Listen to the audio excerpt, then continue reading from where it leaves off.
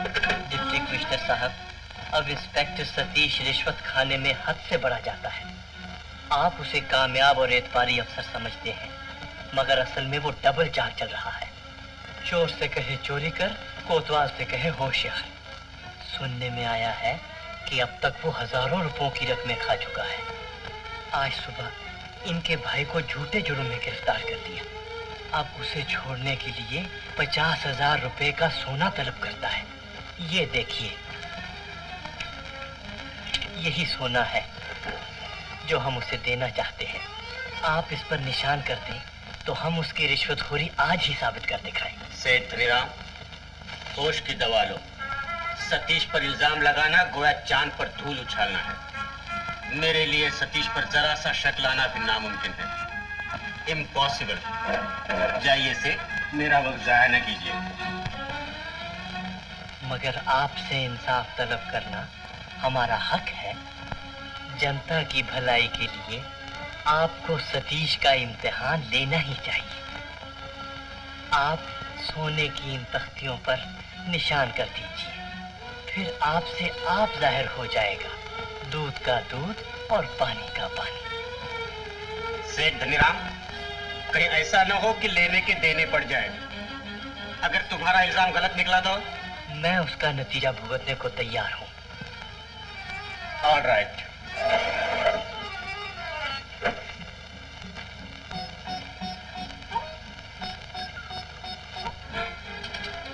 मेहता साहब, याद है ना हमने उस दिन 2.5 लाख का सोना खरीद किया था? जी हाँ, मैंने उसी वक्त हिसाब में दर्ज कर लिया था। उस सोने के दूने हो गए हैं आज। एक ही सौदे में 2.5 लाख का फायदा। उसमें से ये है तुम्हारा हिस्सा, 50,000 का सोना।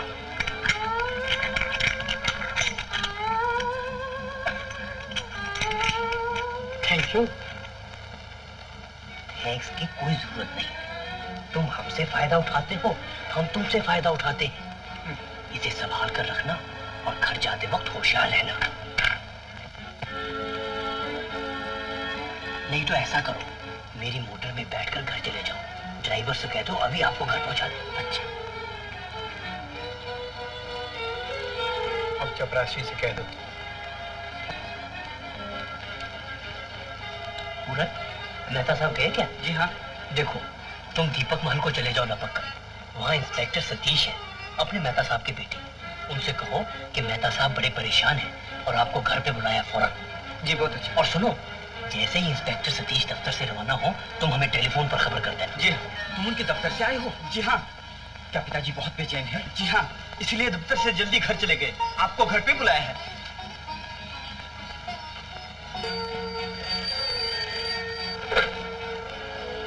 कौन? पूरन? अच्छा, इंस्पेक्टर सतीश घर चले गए। ठीक, बहुत ठीक। अब डिप्टी कमिश्नर को फोन पे खबर कर दो।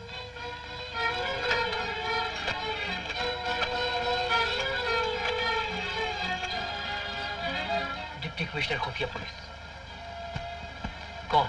डिप्टी कमिश्नर साहब? जी, मैं सेठ धनीराम। सतीश ने सोना लेकर अपने बाप के घर में छुपा दिया है।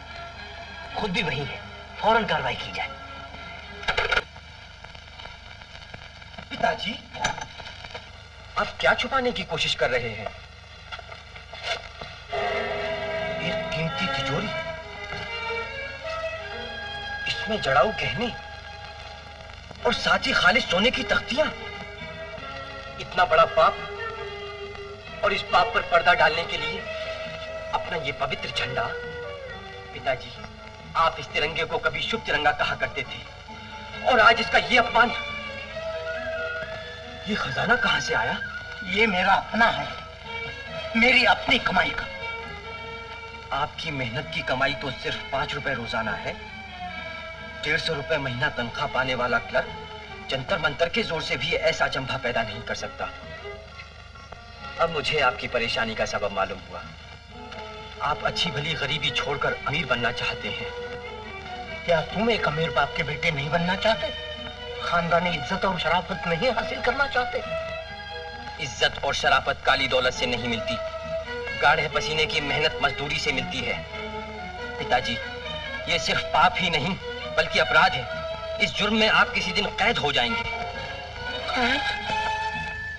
अब मुझे इस बात का बहुत अफसोस होता है कि मैं आपसे अलग रहा। अगर मैं इसी घर में रहता तो मुझे आपके काले धंधे का पता चल जाता और मैं आपको ऐसा करने से फौरन रोक देता। पिताजी, मुझे हरगिज ये उम्मीद न थी कि आप इस चमकीले सोने के चंद फरेबी टुकड़ों के धोखे में आ जाएंगे और अपने काले धंधे से हमारा मुंह काला कर देंगे। सतीश, मैंने जो कुछ किया तुम्हारे लिए, तुम्हारी माँ के लिए, तुम्हारे भाई बहनों के लिए। क्या मेरे बाद सतीश की माँ चक्की पीसती रहे? पिताजी, मुझे भी रोना है तो इसी नाम की लाज का, आपके नाम की लाज, आपकी इज्जत का पास, आपके बुढ़ापे की शर्म। मुझे अच्छे बाप का बुरा बेटा कहलाना मंजूर है, बुरे बाप का अच्छा बेटा कहलाना गवारा नहीं। सतीश, सतीश, हमें इस घर की तलाशी लेनी है। तलाशी? हाँ, तलाशी।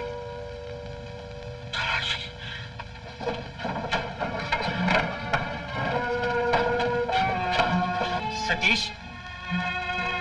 ये तिजोरी किसकी है?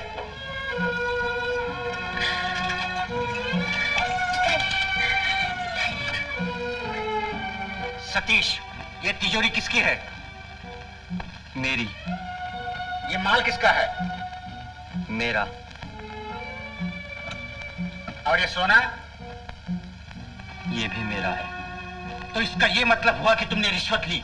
रिश्वत? हाँ, रिश्वत। ये देखो, इस पे मेरा निशान।